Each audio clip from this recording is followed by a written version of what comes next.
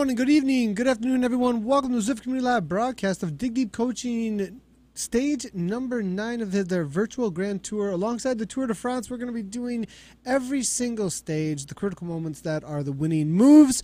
Today, it is the Paris-Roubaix stage. Super excited. We've both been really excited. Again, with me, Stephen Gallagher, coming at us from Ireland, from Dig Deep Coaching. We're going to chat a little bit about what is going on with the workout as we're getting into it here. It's about 36 seconds before the riders are going to get going. Looks like we got 15 riders in the pens.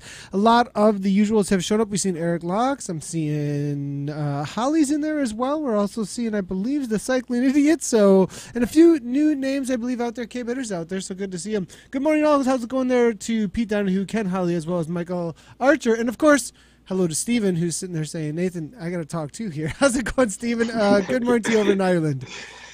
Yeah, good morning. Thanks, everybody, for joining us today. So it's going to be a great day.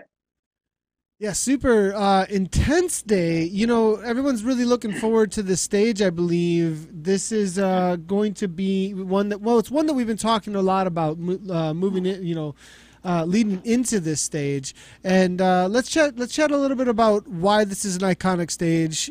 For those that maybe are unfamiliar with cycling, we've got a lot of people watching on other platforms. They're just getting into workouts, more into general fitness that's Zwift, as well as all of those who are just excited to talk about the Tour de France and such a crucial day about who's going to win in the overall.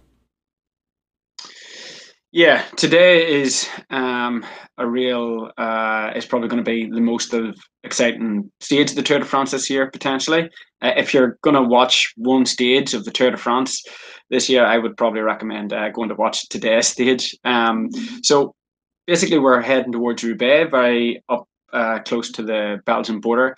And there's a race every year called Paris-Roubaix, which is, I think, the oldest classic, one-day classic in the world. And it's traditionally called the Hell of the North.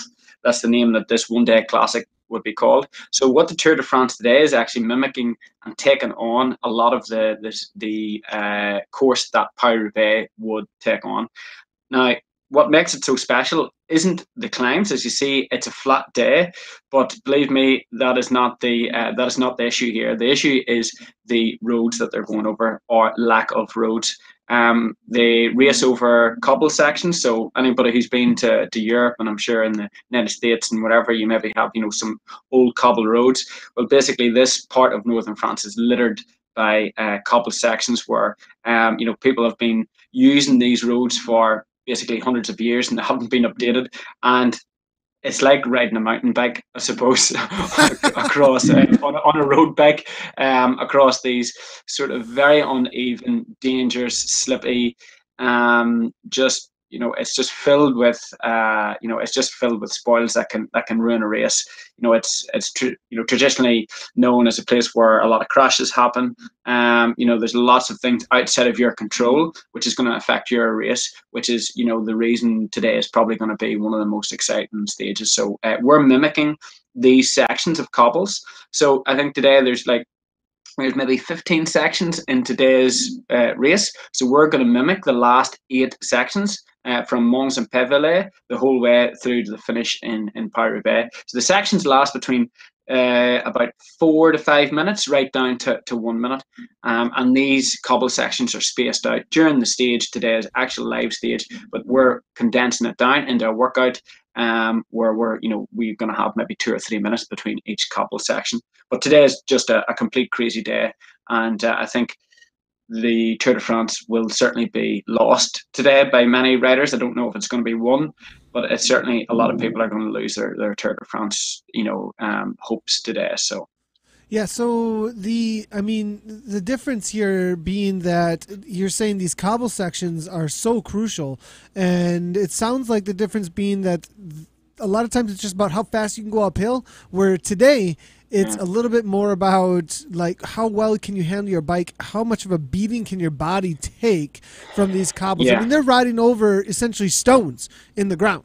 Yes. Like that yeah. in the Tour de France today, over and over and over again, all just separated by millimeters between each other, and it's essentially like off-road biking is what these guys are doing through 15 sections. Now today it's 9 sections in the workout that the riders are doing in front of us. For those of you just tuning in, this is a simulation of the Paris-Roubaix stage out there today. So looks like my simulator rider is having a little bit of trouble holding its wattage. Well, we might see some zeros on screen today. I'll see if I can figure out why that's been happening lately, but must be some interference in my room that I'm unsure about. But we do have some cool data actually that you had sent me over from, because the way that you designed this specific stage was not from past Tour de France's, correct? This is actually designed from this year's Paris-Roubaix and an athlete that rode it. Is that correct?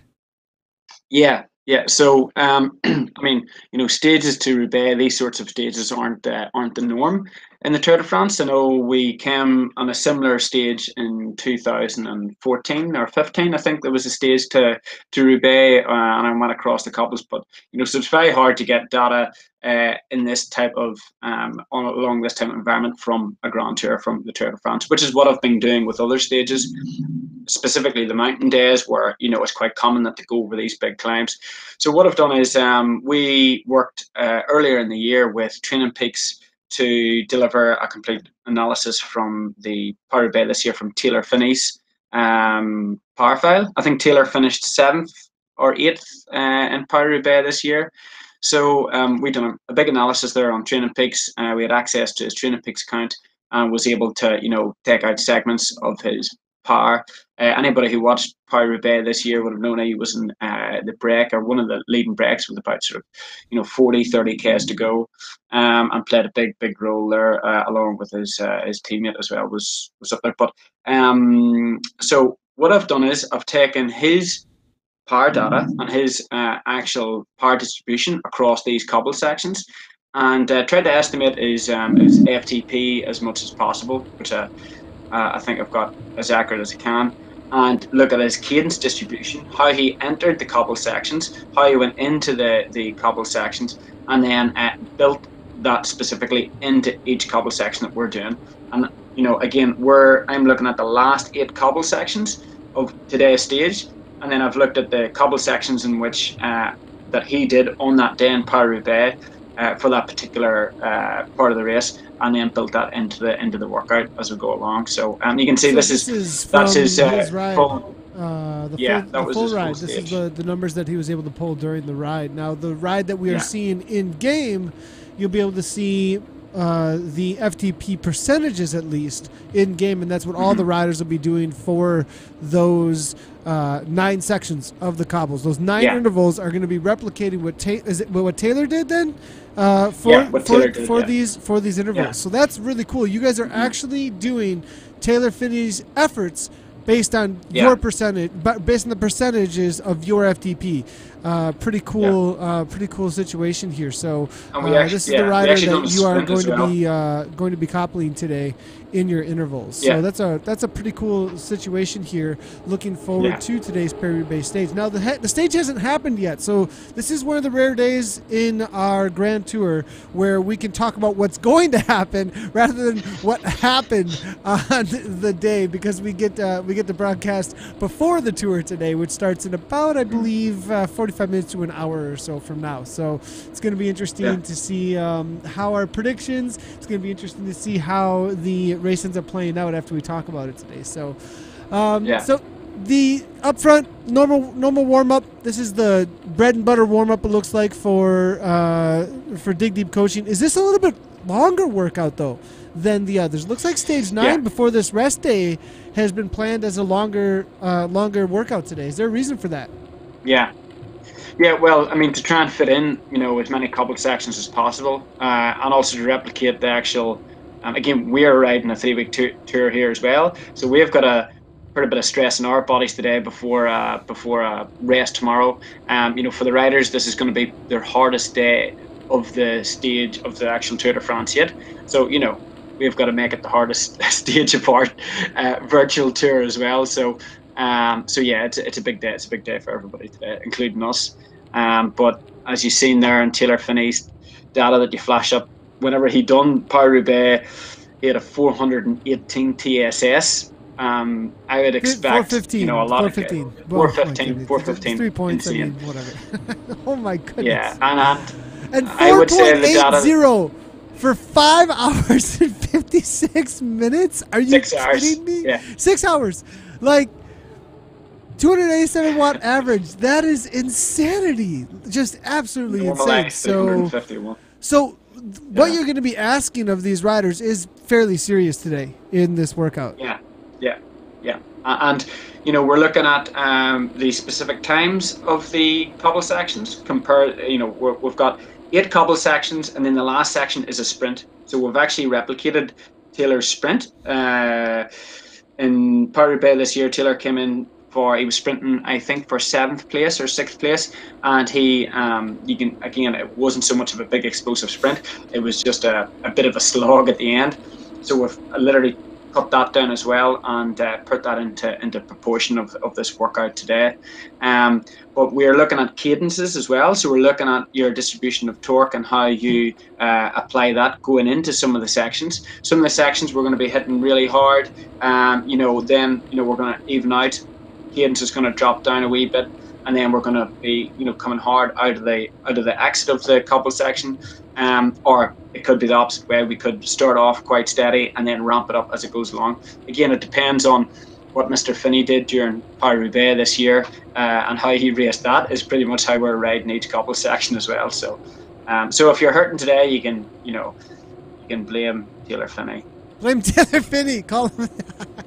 I love that. Yeah. If you're hurting today, just blame Finney. That's what it sounds like is happening. So you can interact with the broadcast. We're already getting a whole lot of interaction, actually. Pete Donahue is coming through from Zwift Fitness a whole bunch, actually. If you do want to interact with the broadcast, you can do so as usual, simply by chatting with us over on the Facebook post. Or you can jump in on Zwift Community Live. I am also watching the Mixer chat. We are looking to get an add-on to get Mixer chat into the broadcast as well, where you could ask questions. We'll get that going most likely by Tuesday after the rest day tomorrow, so that Mixer chat can have a little bit more interaction with us here on the broadcast too. So all right, let's get into a little bit about who we think is okay, let's talk about actually the last 2 days, because we skipped yesterday's stage. We didn't chat too much about we chatted a little bit about what might happen, but we didn't get a chance at all to talk about how it impacted the tour so far. Another sprinter stage, right? It was a little controversial at the end, though. We chatted a little bit about it before the broadcast today. So, what went down yesterday? It looked like it was, almost a stage. It was kind of happy. I was kind of happy we didn't broadcast it. Not that it wasn't one that you shouldn't do as a part of the Grand Tour, but just that it was another flat stage. But what was the workout like yesterday? What were these riders experiencing yesterday? So yesterday, I think we were doing a bit of the early break workout. So it was a wee bit top heavy at the start, and you're trying to hold the pace as it sort of went along. So yesterday was more about hard, intensive, short efforts as well, getting away, then trying to sustain an effort during the stage before eventually getting caught. Again, pretty much what happened in the actual race.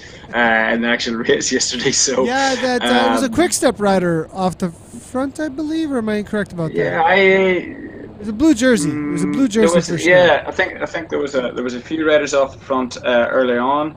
I didn't get to see a lot of the stage. Lawrence Tendam was actually in the break early on, and he, I think, saw the writing on the wall and decided to say, I don't think this is going anywhere, and then pulled out of it. But then it ended up being 2 riders toward the end, and then one rider finally did the classic, like, how much time can I get on TV, because it's over.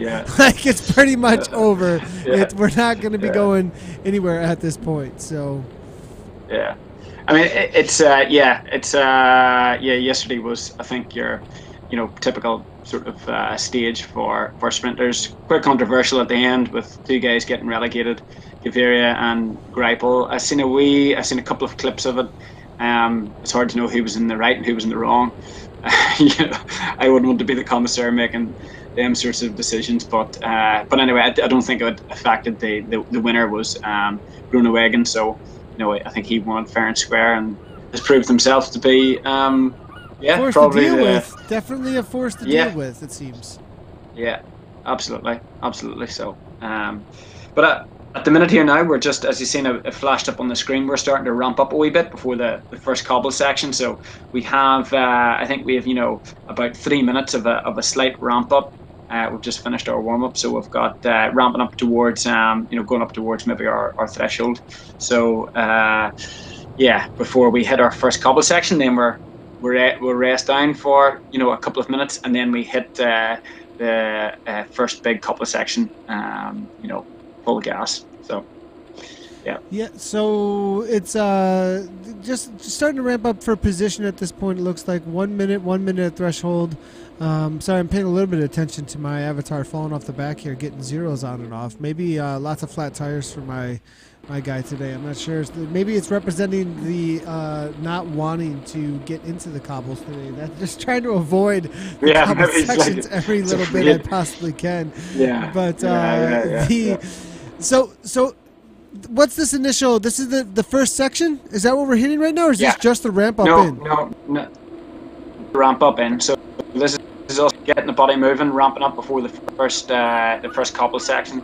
So we're just going to get the blood moving, get the body, the heart rate up a wee bit by getting up towards sort of our threshold just for a couple of minutes, and then we have a couple of minutes where we're going to and then we're really into it then, like Glennis, full gas into the couple sections. So we're actually starting at number 9, though. Is that correct? We're actually starting at how do we? Do you know how to say each one of these? Do you know how to so we're starting at sector 8, Monts et Pévelés.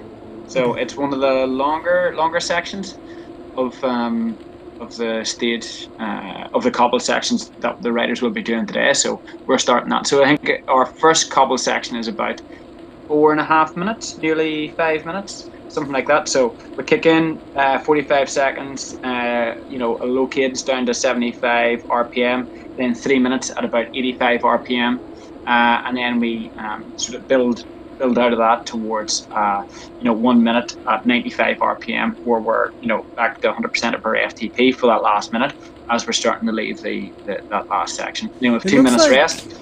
Each one of these, you start in at like 390 watts right off the bat with 1, 2, 3. That's like, for me, I believe that's about 150% FTP. I mean, right. I mean, we're right around that like insanity level, almost semi-sprinting. It's 130%. That first 45 seconds. Yeah, 130%. Your FTP, 75 RPM. So it's a big force. It's a big muscular effort. Basically, that first 45 seconds, and then we're going to 3 minutes of 85%. Our RPM goes back up to, or going up to 90% with 85 RPM, and then we do a 1 minute hard effort at the end, right at 100% of your FTP, with the cadence is going up to 95 RPM. So yeah, it's definitely a difficult kick right into the cobbles. Now, what's it like? Why is that like that for these cobble sections? Well, why is that? What's that simulating?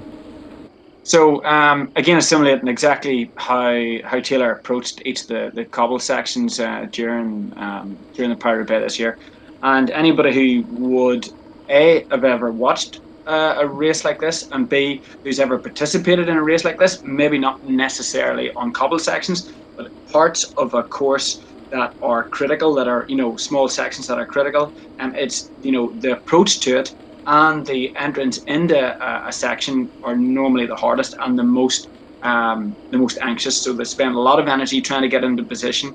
A lot of times, especially early in the race, that they're trying to hit these sections as hard as possible to thin out the group and to narrow out the potential group that's in your peloton or in your break. So they really hit these sections very hard. And again, if we watch today's stage, I'm pretty sure that especially that last 5 or 6 sections in today's Tour de France stage, I reckon that they'll be hitting them really difficult. They'll be hitting them full gas, especially the GC riders that are up there with a good team. They're going to hit them sections really hard. So So for those of you just tuning in over on Mixer, we do have about 464 live viewers, it looks like. Good to see. I'm the God of COD. Good to see you there as well as Z-Tech. Appreciate your comments there. We are simulating in Zwift today a workout that is the stage that they are doing on the Paris-Roubaix stage today. So at the top of the screen, we do have a little bit of a bug right this second where it is not showing the correct power for the current interval all the time. We're trying to get that correct. But each one of these riders here that we're looking at is doing a workout that is exactly what Taylor Phinney, well, almost exactly what Taylor Phinney did produce for his Paris-Roubaix this year in the Tour de France in just about, I say, it's going to be 40 minutes to an hour from now. Is going to be starting this stage of the Tour de France, and so this goes in conjunction with our Grand Tour out on Zwift. Every single day we are replicating the Tour de France for that day. And we do have a little bit more interaction coming through here. If you do want to interact, for those of you on our Mixer and you want to interact with the broadcast here to get some questions or comments directly into the broadcast, like we're seeing over on the Facebook posts as well, you can tweet at us as well at ZCommunityLive, at ZCommunityLive. Make sure to follow us over on Twitter as well for any updates on everything is Zwift. Will Smith is in the house. He is riding, I believe he's the one riding under Cycling Idiot, if I'm not incorrect. No, I think I'm actually wrong about that. That was Quentin. But Will Smith says, "Morning, fellas. Hope you're both well. Looking forward to catching the workouts you missed and getting back on the live ones next week." Sounds good. We look forward to you doing so as well. Away with work at the moment and missing my fix, Big Mig Williman. So that is Big Wig. All right, it is Big Mig. Good to see Big Mig. Out there still chatting away with us, and we're excited to see you catch up on the broadcast for sure. So, all right, so riders are now, for those of you unfamiliar with Zwift as well, this is a massive multiplayer online game in which riders can do workout mode. You are seeing workout mode go on right now. All of the intervals on the left-hand side of the screen are based on your personal FTP, so you do an FTP test in-game through a workout you can do in-game that will estimate what your FTP is, and then you can take any workout from any coach and put it in, and it will change the numbers that you have to put into the game through a real bike. These are all real riders on real bikes, but the numbers in the game then change based on what your fitness level is. So somebody who's just Joe Schmo off the street, never ridden a bike, and wants to get in shape can jump out on Zwift, do this workout at their level, at what they can handle, where a pro rider could jump in here and be like, I want to do what Taylor did, and bam, they do the workout and would change based on what their fitness level is, because an FTP test will tell you exactly what that is. Stephen, what is your favorite, there's a little bit of controversy here and there about FTP tests. So 20 minutes straight up, or do you got some ramp tests, or what do you guys usually use over at Dig Deep Coaching? Well, I would normally use for an off-the-cuff sort of baseline figure using the 20-minute test. But I really believe that it's actually the accumulation of data and the accumulation of information on how a rider responds in different areas, and getting loads of data in, not just from a particular test, but from a race or from a time trial or from a climb, and using that to produce, an FTP. That's a great but also point. more specific. That's a really good point, actually. But the other thing is FTP just isn't the sole benchmark of performance. I think it's got a little bit too easy just to set an FTP and just set your zones around FTP and assume that every zone is the same. It's going into your rider's genetic setup. So somebody who's an FTP of 300 watts, technically their zone 5 or their VO2 effort would start at about 320 watts to say 390, something like that. But potentially that person is very dominant, is far better at their VO2 potential than their threshold. So actually their VO2, to stress that, they need to be 400 watts plus. But doing the genetic averages and just pressing the calculator, and it's your VO2 or your zone 5 is set from your FTP, I don't think is correct for a lot of people. So it gives you a good peak benchmark. Power itself from each one of those zones, from like a race type situation, is what you would aim at. Then it sounds like.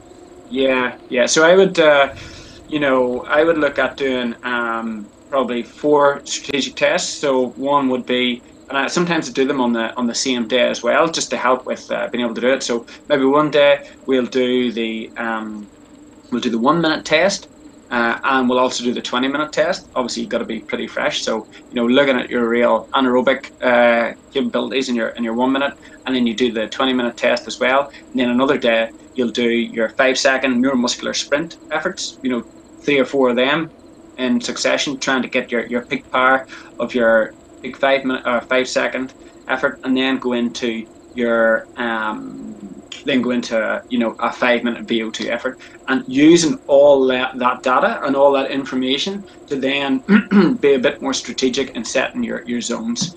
Now, I think anybody who does have an FTP number, which is your 20-minute test, traditionally divided by 5%, taking 5% off that, and that's your FTP, is still good, and certainly is a way to give an overview of your fitness. But if you want to get a bit more strategic in it, we certainly look at using sort of different ways and being more specific. But I think that's the benefit of having a personal coach. We have quite a large coaching team that enable people to be a lot more strategic and specific in obviously their training and their development and whatnot. So we do have some looks here. Now, we do have a question. We have a couple questions coming through that we do need to answer, I think, real quickly here, because there are about 500 people asking. Well, not all of them asking, but how do I play this game? Master Roach is actually asking that right now, and I definitely want to answer that question. Now, if you want to play this game like the other people are that you see in front of you right here, who are actually riding while they're interacting with all the other individuals in Zwift, there's a simple checklist that you can check out.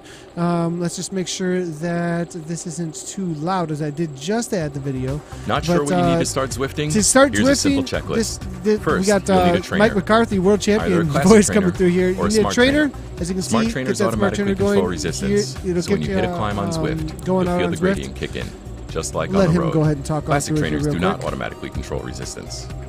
Next, you'll need a device to run the Zwift app. So An iPhone, you can either use iPhone, iPad, you can use an iPad, or you Mac, can use that Mac or PC. So or Apple there's TV. your setup. Apple We'll get TV you will in the work game. as well. So for you guys start who turning the are pedals. interested in actually Connect your jumping screen onto wirelessly with App Plus Zwift, go ahead and Bluetooth check out sensors. Zwift.com. It'll go over all the different stuff Classic that you need in trainers order to get requires. Zwifting. So just wanted to make sure that everybody knows that are watching, because those questions are coming through a lot actually over on the Mixer channel. We want to make sure that you guys have that information. These are actually real people, real bikes that are interacting with each other out on the game right now. A lot of the people that are on Mixer or Twitch are used to watching others just play games. Now, there are a lot of streamers actually out there that are starting to stream Zwift and hang out on their broadcasts with other individuals, actually live coaching that does go on. Sometimes I'll jump on and get through the paces with Steven, maybe this week when I'm not as sick. I'm just getting over a virus. I thought about doing this workout actually, Steven, but then I looked at it. No, I'm just kidding. I was feeling a little bit under the weather, but No, I'm not doing that. definitely, I think maybe sometime this week I'm going to have to get put through the paces so that people can actually see what it looks like for somebody to be on the bike and going through these workouts that you're torturing people with throughout the Grand Tour. Yeah. I mean, it's they're not easy, these workouts. The Sector 1, and I think we're just finished Sector 2 there, but I'm going on to Sector 3. But in Sector 1, the Mons et Pévelé, I was just looking there at how specific actually your effort just was there. Whenever Taylor Finney did do that section, he done it in 4 minutes 51 seconds. We did it in 4 minutes 45, and his average power was 420 watts, just under 5 watts per kilo, and he maxed out at 891 Is that watts. from the graphic here? Hold on a second. I think you gave me There's a that, graphic. actually. It's more. I certainly had I believe this is it right text here. and more in depth.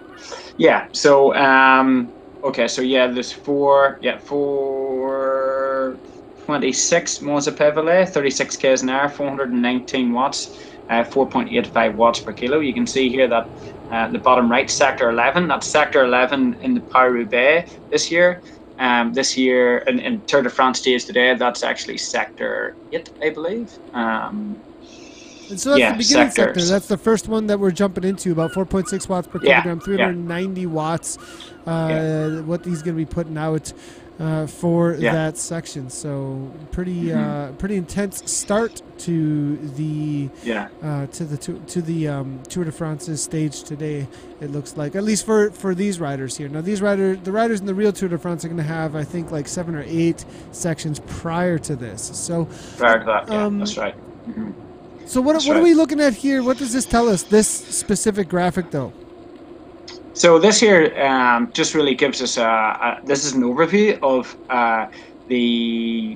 his efforts during Paris-Roubaix this year. So you can see here the first half and second half in the top of the graphic there. You see first half versus second half, and how different his power distribution was between it. So you can see his averages, went up quite a bit.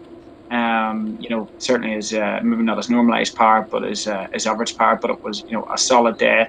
Second half of the race, he normalized 354 watts at the start of the race. The first half 349.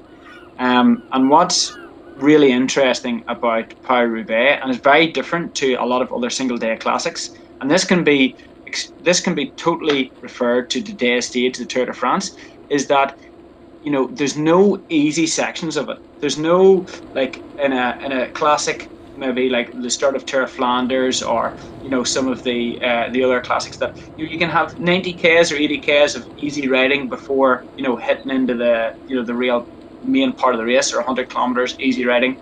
Paris-Roubaix, it's full on from the start. Even if you're trying to sit in the peloton, it's still really difficult. So it's the fatigue rating halfway through the race is a lot greater than a lot of other classic races, and this can be referred to today's stage in the Tour de France. Whenever we see the guys racing today, and by the time they get to the 100 kilometer mark or 90 kilometer mark, they're going to be tired. They're going to be a lot more fatigued than what they would have been certainly in the last 2 days hitting the early sections. So a lot of stuff is going to kick off early in today's stage. Again, anybody who wants to watch today's race, watch the broadcast early, because a lot of stuff is going to kick off from them early sections. So obviously today's not a one-day classic, but there's going to be a lot of fatigue in the legs and a lot of stress. Let's start talking predictions then, just a little bit, because I think there's so much that could go down, right? I mean, what kind of rider does this stage favor? Greg Van Avermaet, Peter Sagan, Taylor Phinney, who obviously is there today. But what the difference we're going to see today is, are these guys going to be there to protect their GC leaders? Particularly Greg Van Avermaet, who's got Richie Porte as his and TJ Van Garden as their sort of GC guys. Is he going to be reined in to make sure that he chaperones these guys across the cobbles, or can he get a free rein to go win the stage? Now, currently he's in the yellow jersey. I have absolutely no doubt that he could win the stage today. But how are they going to tactically play that? I'm not sure. Peter Sagan is the obvious choice. They've got Rafał Majka as a GC hope to an extent, but I think they'll give him a free card to go out and win today's stage. Taylor Phinney, again, I say he's going to chaperone. He's maybe not going to be allowed off the reins. He's maybe got to chaperone his GC guys like Rigoberto Urán across the cobbles. So it's going to be like about 3 different races happening inside the race. And what I mean by that, there's going to be so much tactically happening between each team, between their own units. Explain that a little bit. Why is that? What 3 races are taking place within the Tour de France today? What's the difference between them today? So you're going to have people that are actually going for the stage win. Okay, so there are individuals that are maybe going to go for the stage win. You're going to have then people that are wanting to, and technically they'll play it as in, they want to make sure that the front group come to the end of the cobble sections. They don't want to expend too much energy. They're ready there for the end. Then you've got the guys that are potentially just there to get a bit of publicity early, early doors, getting out the blocks. Suicide missions, what we've seen in the last couple of days. I love that. Yeah, I love that. And that's a terminology, I suppose, that a lot of people have seen or used. That in the sense, they go up the road and they get a bit of time, and they're not allowed to. They're obviously having much chance of winning. But then the main, I suppose, talking point of today is going to be the guys that are fighting for the overall Tour de France, so the winner in Paris, which is in 2 weeks' time, and they're going to need to play the race and limit their losses. The majority of these guys are completely the opposite builds and physiologically, built to, perform in this sort of environment. So they're going to need their teammates that are, totally built for this type of terrain. So you've got, let's say, Rigoberto Urán, who was second in the Tour de France last year. He's a Colombian. He weighs about 62 kilos, very light. Has a really, really high FTP. Probably neuromuscular wise, he's not so great, not so muscle dominant. He's got to get up a lot of big climbs. He's got to be as light as possible, which is pretty much the opposite of what you've got to be for today. Today, if you want to perform, you got to be explosive. You got to have lots of power. You got to be able to put a lot of torque out. The power distribution on a cobble section and how you produce power on cobbles is very different to what you would do if you're on a normal road. Like the demands of how you apply the force across the cobbles is very different. So there's high power produced and supplied to the riders across the full speed on these sections, but you've got to engage a lot more muscle groups. You've got to adapt your posture. You've got to adapt your position. Even the gear is going to change a lot. And that takes a big toll in the body that they'd normally, these GC guys, these climbers, these light riders that are built to go up hills very fast. This is completely alien to a lot of these guys. So they're going to need their teammates that are specialists in this section to sort of chaperone them and almost babysit them to try and get them through these parts of today's stage. So essentially, to win the Tour this year, because there's more than one stage like this, isn't there? There's more than one cobble stage. No. Okay, go ahead. No. So today it's the only the one cobble section this year. One cobble stage. One cobble stage, and again, it's not often that they put in these types of stages.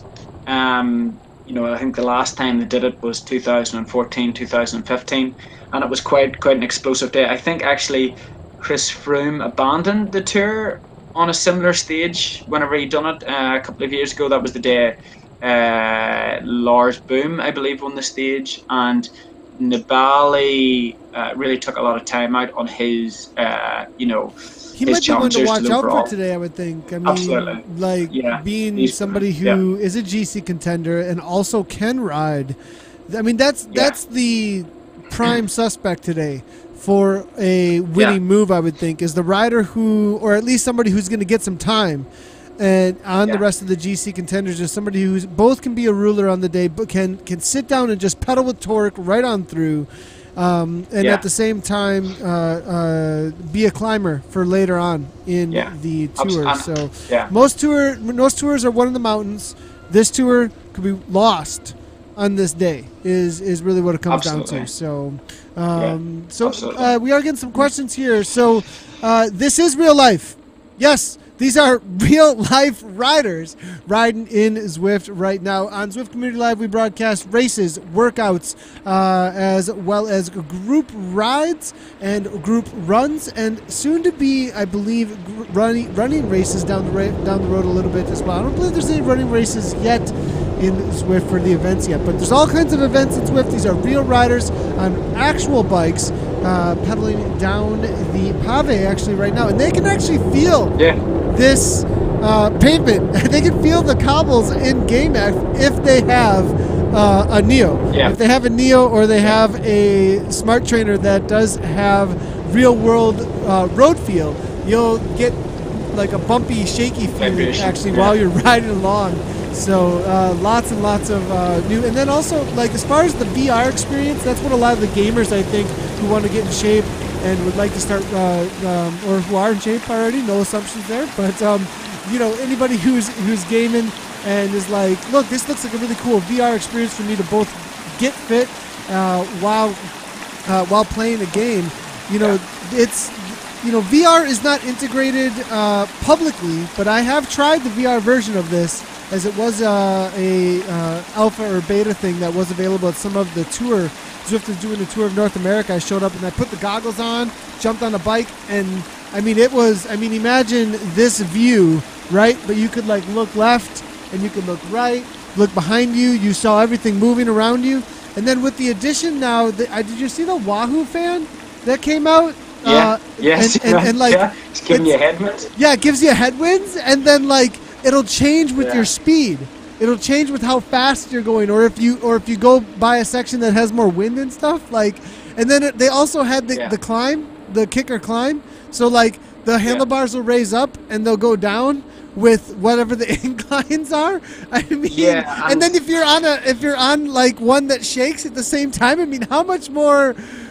You're starting to really get this integration. I think the only thing missing at this point, Steven, is we have the software, and it's this weird place of where the cycling industry on the hardware side is catching up. They're starting to catch up. But the VR people, I think, and the people that are making hardware for gaming peripherals haven't taken notice yet.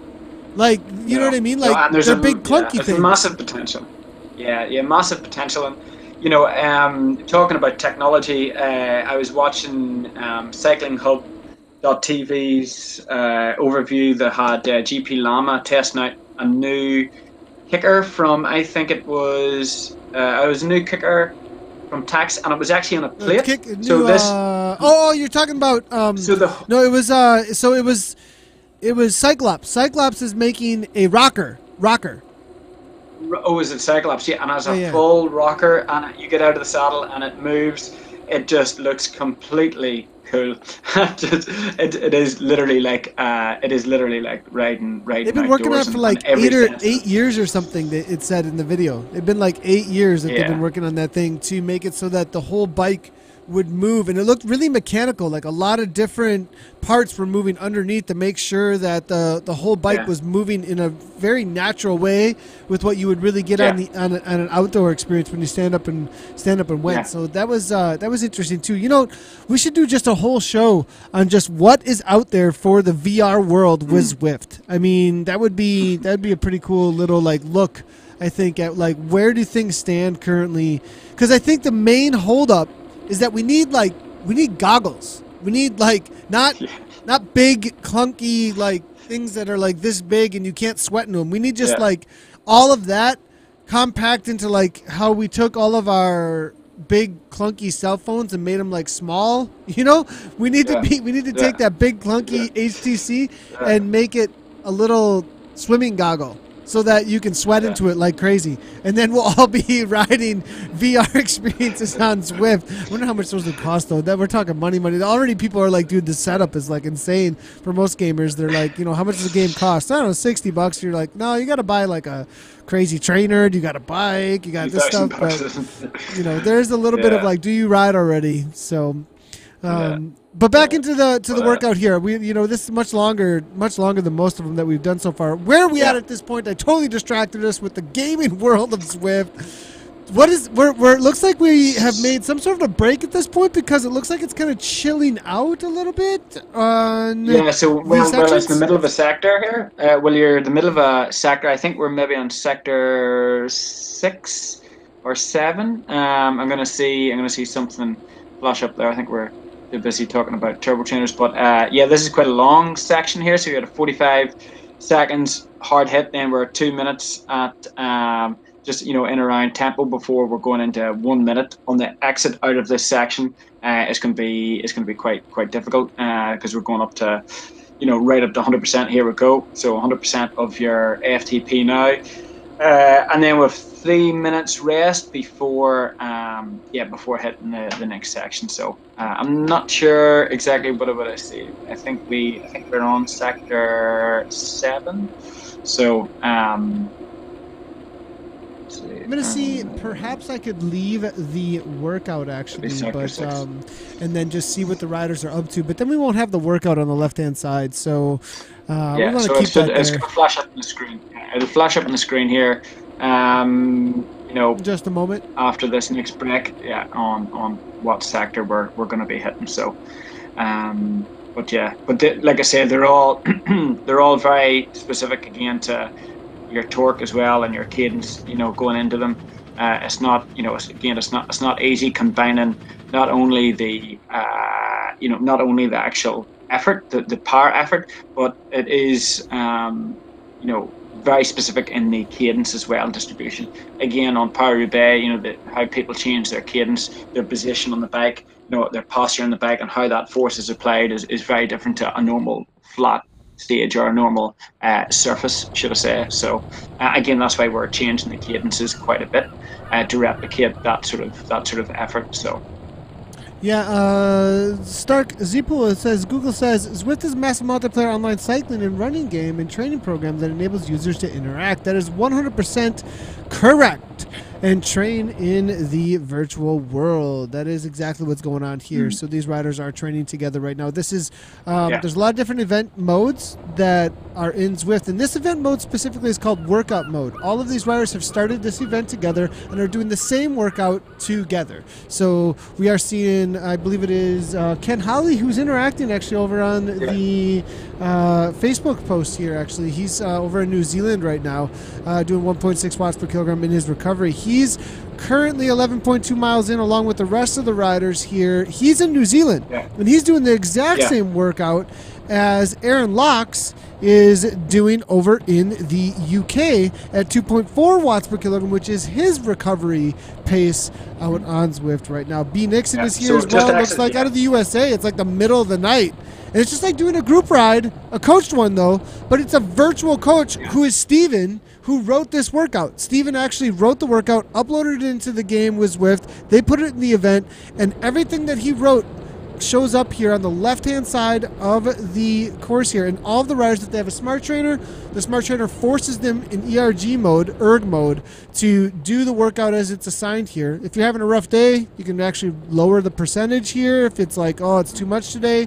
Or if you're having a really good day, you can actually up the percentage a little bit, but it's based on their level of fitness. And everybody's doing the same workout in this group workout that Steven has coached both virtually through uploading the workout, and also because we're live streaming, he's coaching them live too, because most of these people are actually watching the live stream. Yeah, and we're just about to hit sector 7, and so that is. Let's chat about that. Let's take a look at sector 7 here. Yeah, so it's called Confine in Pevelet is the name of which will be 2 sectors to go basically. So we're coming into the last 2 couple of sections.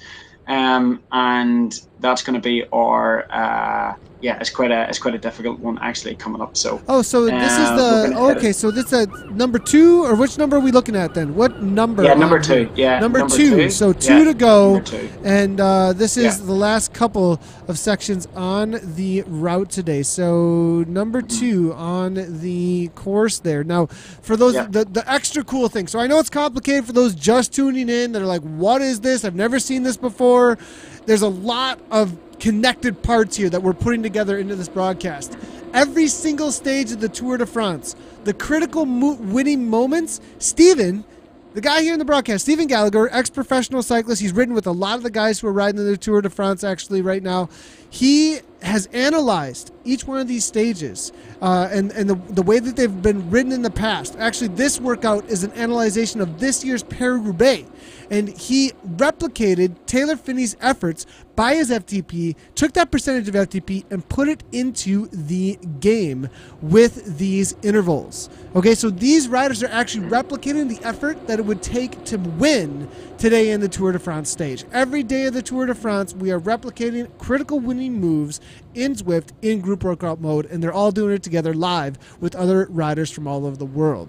So that's what's going on here. I hope that explains it. I know we've gone over it many times, but there's a lot of new people here. Yeah, I get it, Stark. I understand that, like, our super hype streams when it comes to like the not just like servicing workouts to people and just showing off what workout mode is, as well as showing off the awesome coaching and those who are mainly cycling enthusiasts and people who just want to get some live coaching. That's what we're all about here with this workout. There's also more hype stuff where we actually do like esports type stuff where people are racing and we like go nuts over the fact that people are racing bikes. But today is the training for the racing. You gotta get the training in for it too as well, right, Stephen? Yeah, absolutely. I mean, you need to be pretty fit. You need to, have a good level of fitness before taking on something like this. Just seeing Ken Holly there come up saying, his heart rate wasn't, wasn't big ascent. It's just going drifting upwards, straight through the roof. It's through the roof, yeah. Which is no surprise.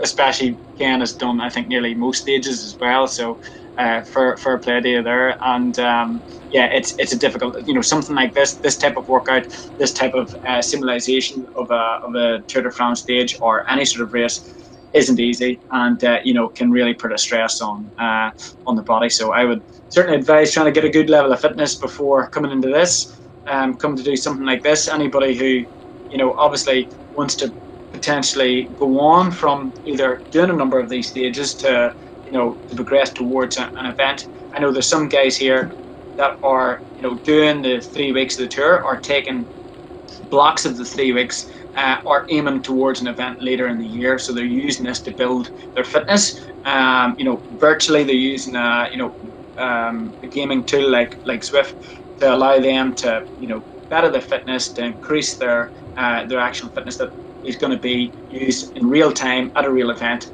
later in the year. And it's a it's a fantastic tool that you can do. So, and again, we're privileged to sort of help people along and to assist them in their goals. So.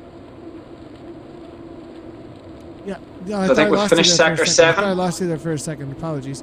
Just paying too much attention to the chat over here. There's a whole lot of it coming on through it. So we're looking through here, and it looks like I'm surprised. We're actually growing in numbers this week as well. Here we got 19 total joining here. We're about to head into the last 2 sections here. 390 watt kick. Looks like these ones are a little more difficult. These kicks have been now. For those of you who are unfamiliar with how incredibly difficult this is for these riders, I mean, we're in the threshold for 1 minute, then jumping into 120%. So, I mean, you're talking like zone 5 and then into like zone 6 for just a little bit there for about 1 minute straight, just holding on. These are the kind of efforts where your eyeballs start, feeling like they're going to pop out of your head toward the front end, toward the back end of them for sure. Yeah, it's we're coming on to the last cobble section now. So the last ramp that you see is actually coming towards the velodrome, the sprint at the velodrome. So this is we're going to be approaching the last. My mistake. Okay. So that last ramp up is the coming into the finish. So that's coming to the sprint in the velodrome. So this is why we're hitting it really hard. We've got 45 seconds at 130%. We're going right down to 75 RPM. Hitting this pretty hard, so we're going again a real big muscular effort. It's quite a long section, so it's the last couple of sections of I'm going to try and pronounce it, Williams Ahem. So I think that's the last couple of section we'll be doing today. So we'll come out of that, rest down, and then get ready for a drawn out sprint. Let's say it's going to be a slog of a sprint. It's not a maximal effort because pretty sure you shouldn't really have much left in the tank to do a big sprint. After such a crazy amount of effort so far. I mean, this has been one of the hardest days by far out on the bike here. I'm going to see if I can actually find the Heyman video, if we can, for the end of the broadcast here. As I have a feeling some of the riders, some of these individuals haven't seen what it looks like to actually race a Paris-Roubaix here. So if we can find the Matthew Heyman video, I'm going to go ahead and get it in there. But also a Zwifter who is riding the Tour de France, I believe, this year, Stephen, and is and has won the Paris-Roubaix. He actually won the Paris-Roubaix after training mainly indoors for I believe it was like 6 to 8 weeks leading into the race, because he had broken I believe his collarbone, was it, or was his arm? No, it was his forearm. Did, yeah, his forearm. he broke his in the Het Nieuwsblad, one of the early races of the season. Yeah, he broke his collarbone or his arm or something like that. And then his coach was a big fan of Zwift and got him built into, and he pretty much was able to mimic a lot of the intensity, a lot of the efforts as well. That was very specific, and I actually, put his win down to the specific training that he was able to do indoors. Now, I think he was spending up to 3 hours, 5 hours at a time, on the indoor trainer, which such is the dedication of a guy of his stature. But yeah, he really did use that tool to perfection. And I actually again had the pleasure of looking at his data as well. We analysed his data for Training Peaks a number of years ago, and was able to sort of really pick out every effort and sort of every bit of torque and every bit of power that he put out. It was really impressive, and again, one of the nicest guys in the peloton as well. So great guy. Yeah. Amazing story there. I absolutely love looking over it. It's so here's a couple of questions actually come through here. Great questions. El Vido, I do see your question over at Mixer. Are the players using exercise bikes? Some of them might be. There are bikes, like there are smart bikes out there that can be used with Zwift, but you don't have to have a smart bike or an exercise bike in order to use Zwift. You can use your own bike hooked up to different kinds of sensors that will put the power into the game, which is measured by watts. You can hook up a power meter, you can hook up a smart trainer, you can hook up a smart bike. You can also use Z-Power. Z-Power is an estimation of power based on a speed sensor.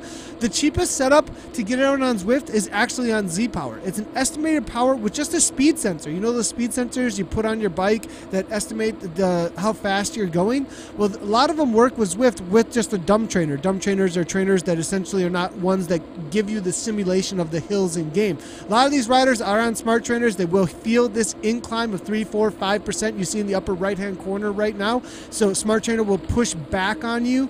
We are seeing another question through here. Is the true racers off the bike have slow pulses? Oh, nice question actually for Steven. Steven, what's up with the low heart rates of true racers, as Hitman would call it, or anybody who's in really good cardiovascular shape? Yeah. I mean, heart rate is, again, it's quite genetic on how people's heart rate reacts. If we look at, let's say, Chris Froome, for example, Chris Froome released his data and his information, both his heart rate and power, from the day that he won the Giro. Basically, he rode away from everybody and had an incredible day.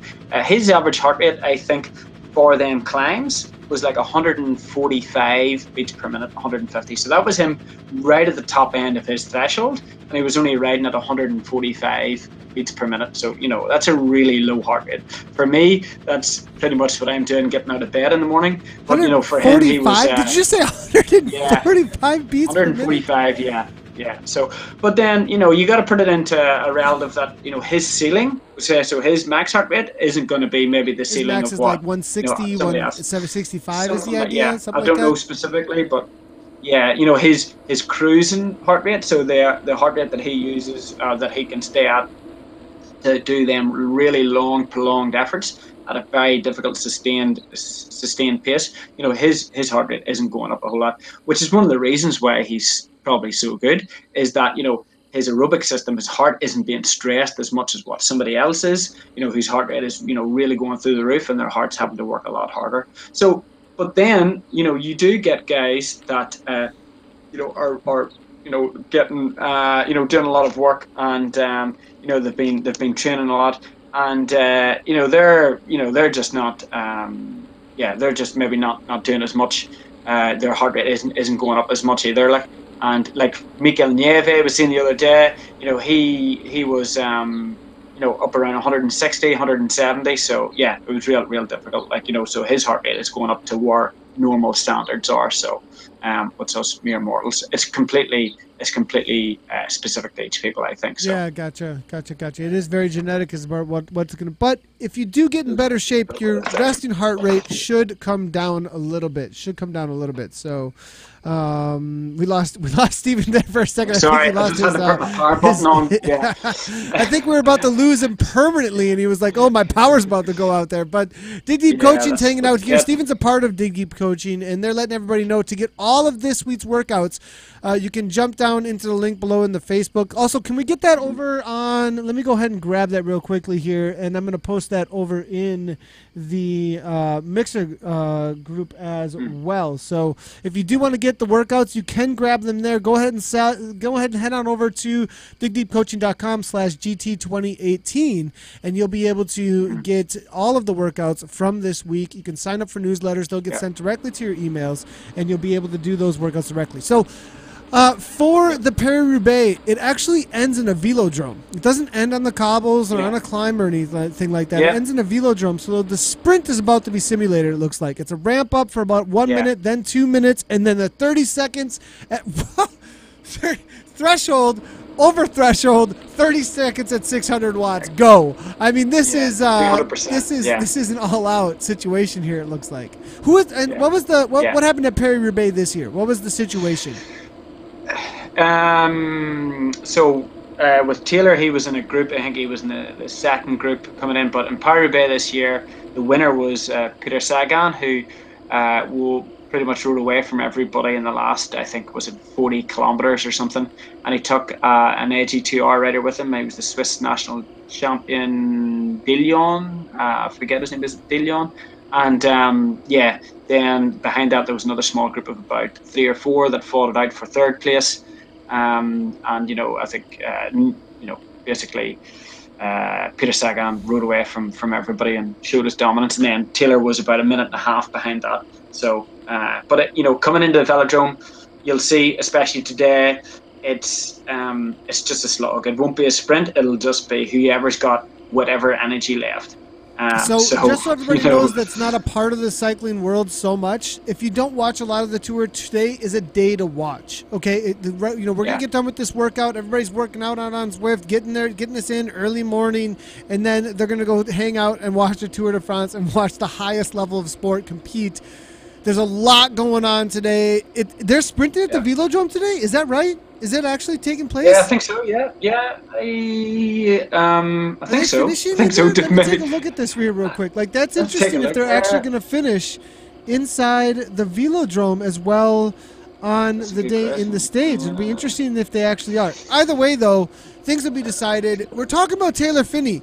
Now, this is a story a little bit because Taylor didn't crash out on the first day of the tour, right? He has a possibility here of being a serious contender and showing him, because years past he's been there, but never like a top 5, top 3 situation, and showing himself at the Paris-Roubaix this year maybe has high hopes, you think, as an American? Yeah, absolutely. I mean, for he would be, if it was just an all-out race today and he was able to have a free rein to do what he wanted, I would certainly put him up there with some of the favourites. So who is he working for then, though? I mean, that's who we're watching. So he's gonna go ahead.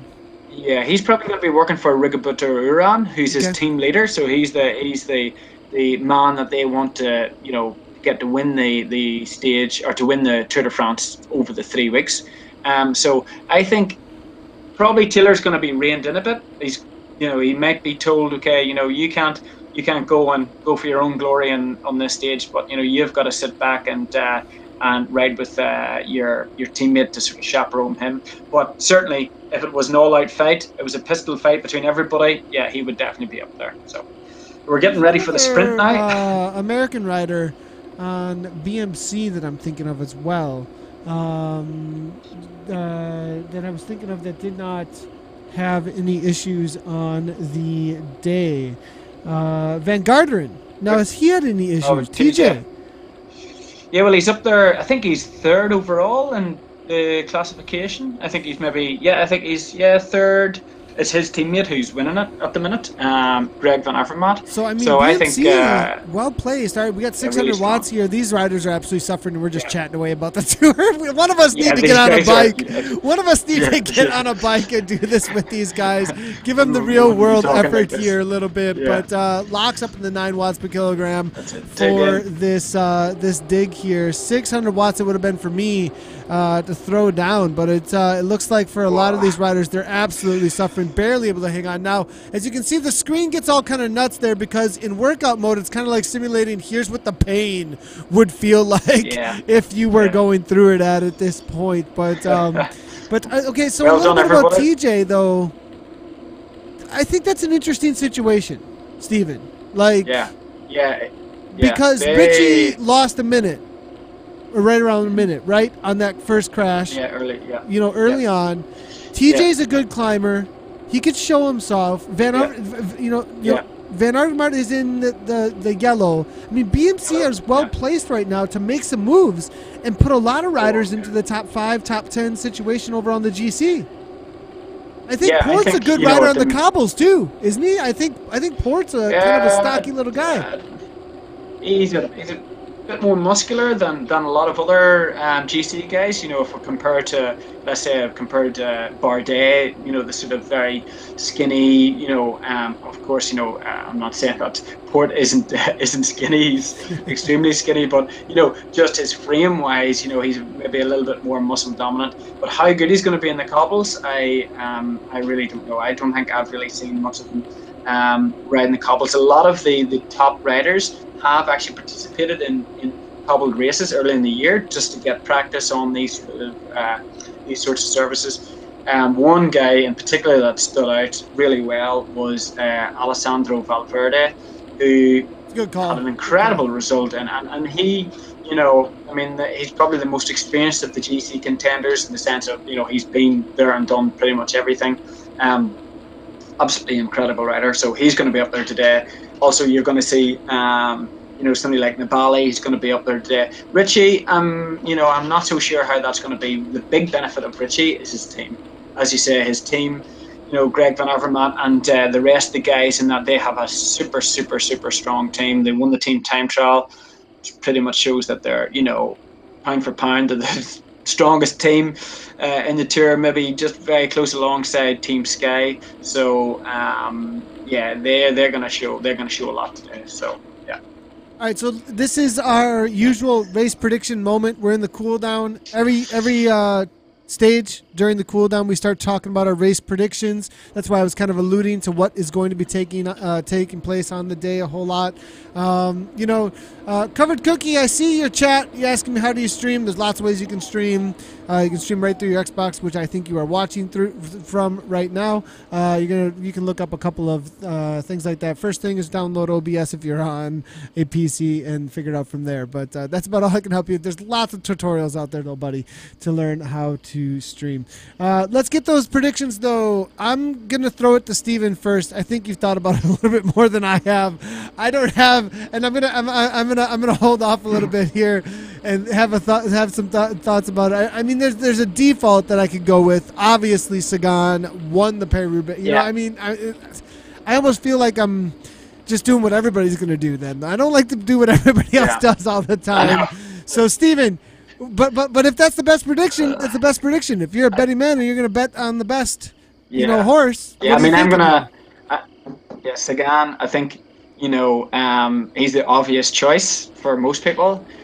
He's probably the one that has the biggest free rein from his team, that he's going to be allowed to race this full gas without having to, you know, worry too much maybe about a team leader or a guy that's going for the GC.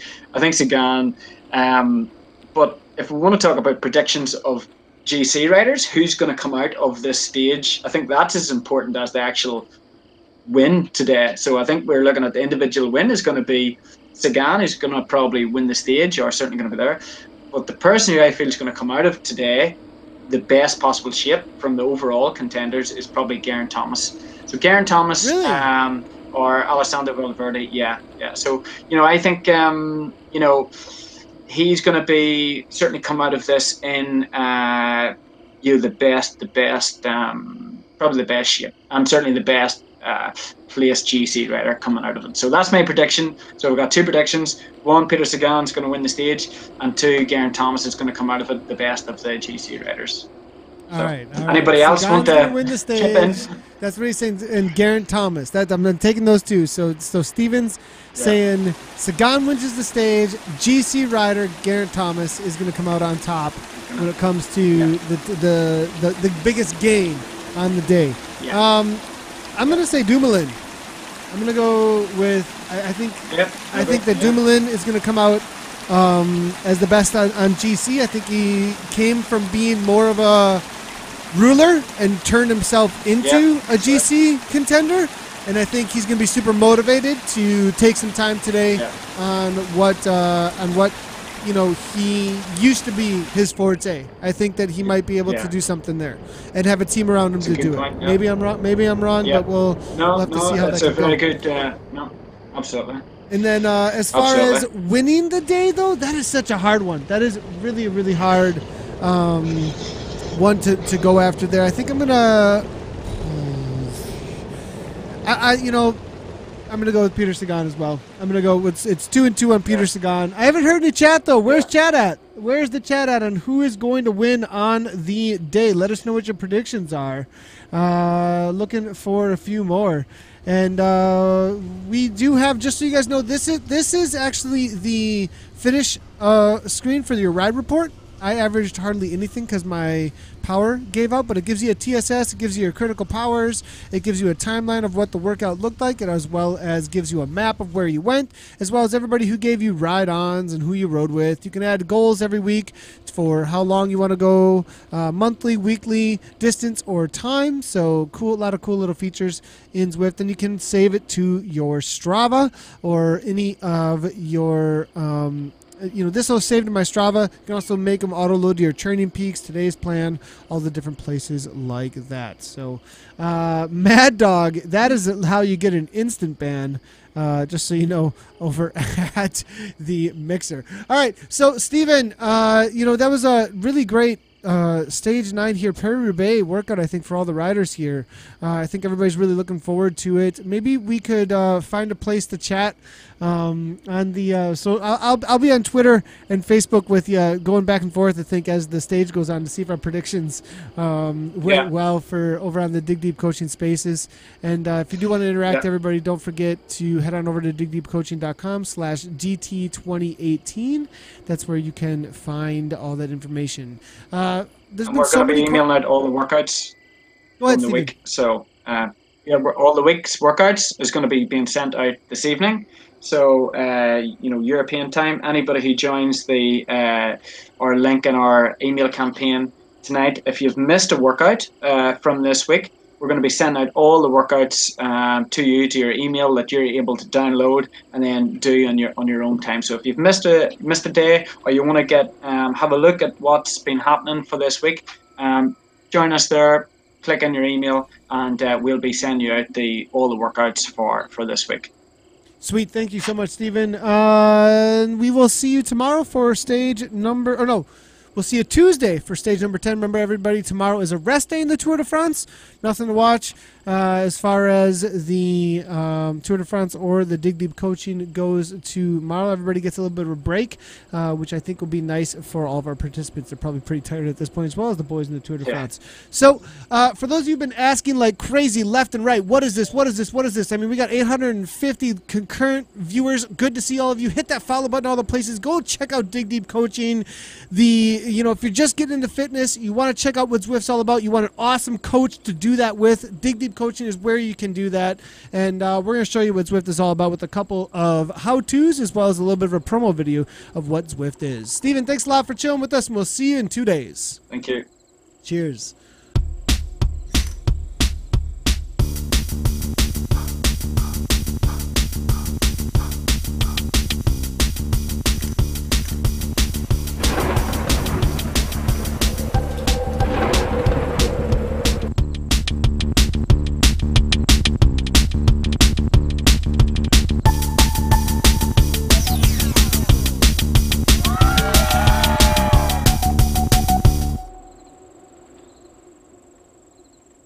Mounted to the bike. Smart trainers come with built-in sensors. Time to start Zwifting. For the best Zwift experience, connect to a big screen TV for an immersive and fun Zwift ride. Finally, to get even more out of Zwift, download the Zwift Mobile Link app to your smartphone. It doubles up as a game controller once you get Zwifting. Head to Zwift.com/hardware for a more detailed rundown on what's required. Not sure how to start running on Zwift? Here's a simple checklist. First, you'll need a treadmill. Good news, Zwift is compatible with all treadmills. There are 2 ways to connect to Zwift. Option 1, connect using a footpod, which transmits either Bluetooth or ANT+. Bluetooth footpods are recommended. Option 2, connect using a treadmill with a built-in Bluetooth sensor. Next, you'll need a device to run the Zwift app.